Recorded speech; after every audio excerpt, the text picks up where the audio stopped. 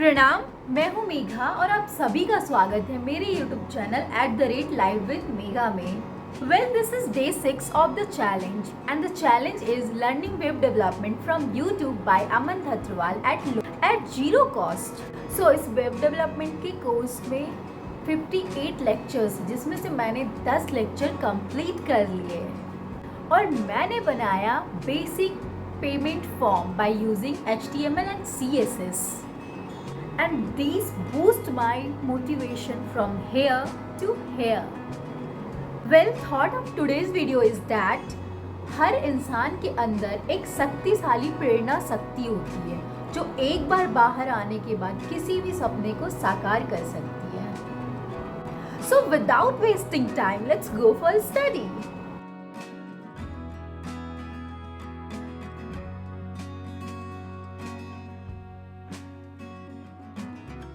सो आज मैंने पढ़ा डीबगिंग इन CSS. तो चलो सबसे पहले जानते हैं कि बग एंड डीबग होता क्या है.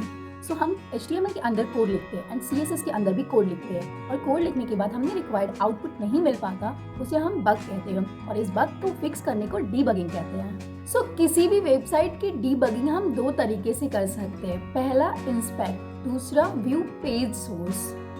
Let's see what is the difference between view page source and inspect.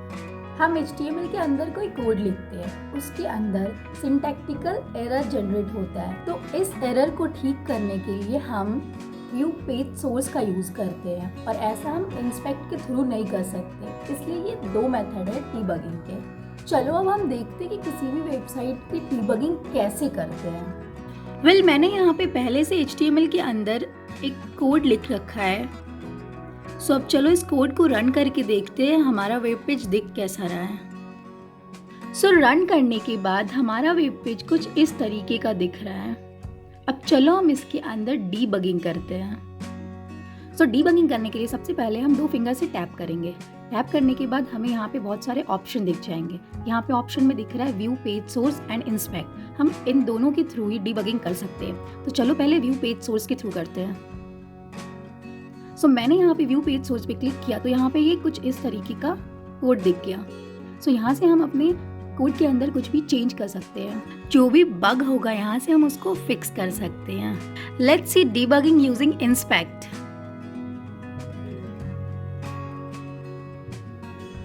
Well, inspect पे क्लिक करने के बाद लेफ्ट साइड में HTML का कोड ओपन हो गया एंड राइट साइड में CSS का. और मैंने इस वेब पेज में बिल्कुल भी CSS यूज़ नहीं किया इसलिए कि खाली पड़ी है. यहाँ से हम CSS के अंदर चेंज कर सकते हैं कुछ भी और यहाँ से हम HTML के अंदर और इस तरीके से हम बग को फिक्स करते हैं. चलो अब हम देखते हैं कुछ एडवांस प्रॉपर्टी ऑफ CSS. तो पहली प्रॉपर्टी है क्लिप पाथ.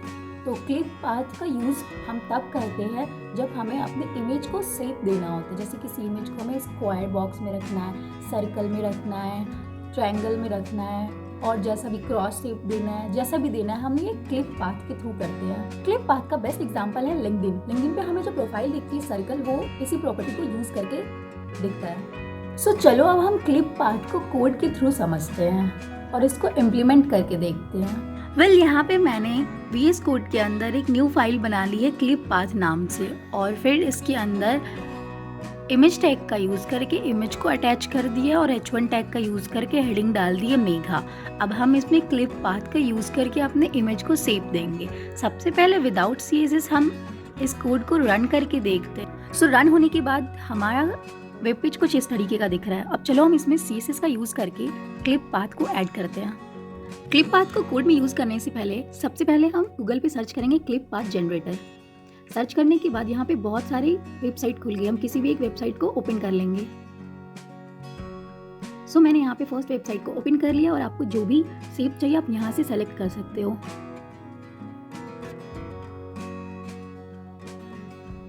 जैसे कि मैं ले रही हूँ यहाँ पे शेप ऑक्टागन. मैंने ऑक्टागन को सेलेक्ट कर लिया. अब यहाँ से आप इसको ड्रैग एंड ड्रॉप भी कर सकते हो, साइज को छोटी और बड़ी भी कर सकते हो.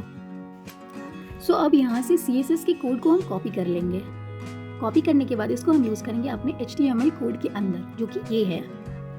अब हम टाइटल के नीचे स्टाइल टैग का यूज़ करेंगे और फिर क्लिप पाथ वाले कोड को पेस्ट करेंगे और देन रन करके देखेंगे हमारा वेब पेज दिख कैसा रहा है. सो मैंने जो कोड कॉपी किया था उसको यहाँ पे अपने HTML कोड के अंदर पेस्ट कर दिया। अब चलो इसको रन करके देखते हैं कि हमारा आउटपुट कैसा दिख रहा है।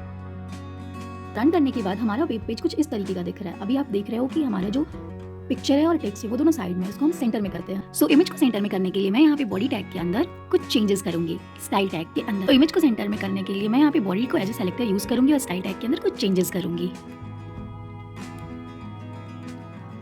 सो यहाँ पे मैंने कोड लिख लिया है, बॉडी और इसके अंदर टेक्स्ट अलाइन सेंटर कर दिया और बैकग्राउंड का भी कलर दे दिया एक्वा। आई नो ये कलर बहुत बेकार है बट मैं आप लोग को समझाने के लिए कलर चूज किया है। सो रन करने के बाद अब हमारा वेब पेज कुछ इस तरीके का दिख रहा है, जिसमें मैंने अपने पिक्चर के शेप को चेंज कर दिया है और टेक्स्ट को सेंटर में कर दिया और पिक्चर को भी सेंटर में कर दिया। उसके बाद मैंने बैकग्राउंड कलर एक्वा दिया था, इसलिए एक्वा कलर अपीयर हो रहा है background. So in this way we can use clip path.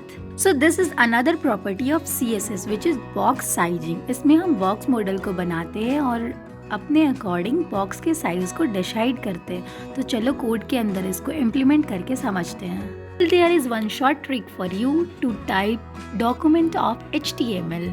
So document type करने के लिए सबसे पहले हम क्लिक करेंगे Shift+1 करेंगे, देन हमारा HTML का डॉक्यूमेंट ओपन हो गया है। अब मैं यहाँ पे टाइटल वगैरह को चेंज नहीं कर रही हूँ, ऐसे ही रहने दूंगी। तो यहाँ पे मैंने बॉडी टैग के अंदर div टैग का यूज करके एक रैंडम सा टेक्स्ट webd लिख दिया और क्लास का नाम रखा है साइज। अब चलो उसको रन करके देखते हैं विदाउट यूजिंग CSS ये दिख कैसा रहा है। विदाउट यूजिंग CSS हमारा वेब पेज कुछ इस तरीके का दिख रहा है सिर्फ। अब मैंने यहाँ पे CSS का यूज किया है। मैंने स्टाइल टैग के अंदर div को एज अ सेलेक्टर यूज करके बॉक्स मॉडल बनाया, जिसमें मैंने विड्थ दिया, हाइट, पैडिंग, बॉर्डर और बैकग्राउंड। फिर मैंने क्लास को एज अ सेलेक्टर यूज़ किया। हमारे क्लास का नाम है साइज, इसलिए मैंने लिखा है डॉट साइज। फिर मैंने बॉक्स साइजिंग का यूज़ करके कंटेंट बॉक्स डाल दिया है। कंटेंट बॉक्स एक डिफ़ॉल्ट बॉक्स साइजिंग है। तो this is our whole code. चलो इसको रन करके देखते हैं। सो रन करने के बाद हमारा वेब पेज कुछ इस तरीके का दिख रहा है। यहाँ पे जो ये येलो एरिया है वो बैकग्राउंड को शो कर रहा है और रेड पार्ट बॉर्डर को शो कर रहा है और जहाँ पे वेब लिखा है वो कंटेंट शो कर रहा है और इसी को हम बॉक्स मॉडल बोलते हैं। और जो इस रेड पार्ट के ऊपर थोड़ी सी व्हाइट एरिया वो मार्जिन को शो कर रही है। अब चलो हम इसको डीबग करके देखते हैं। यहाँ पे मैं जैसे जैसे क्लिक करते जाऊँगी लाइन पे, वो हमें अपने कोड में शो करते जाएगा कि कौन सी चीज़ क्या है। लाइक आप यहाँ पे देख सकते हो उसका साइज शो हो रहा है। यहाँ पे आप कॉर्नर में देख सकते हो, यहाँ पे शो कर रहा है हमने कौन कौन सी प्रॉपर्टी का यूज़ किया, जैसे कि बॉक्स साइजिंग, डिस्प्ले, फ्लोट। और फिर उसके बाद यहाँ पे आप क्लिक करोगे तो फिर हमारे कोड के अंदर भी ये चीज़ें दिखेंगी ऊपर। Well this is about box sizing. And yeah, if you have any question in your mind related to WebD, then comment it. Bye bye. Subscribe for more and keep signing and keep smiling.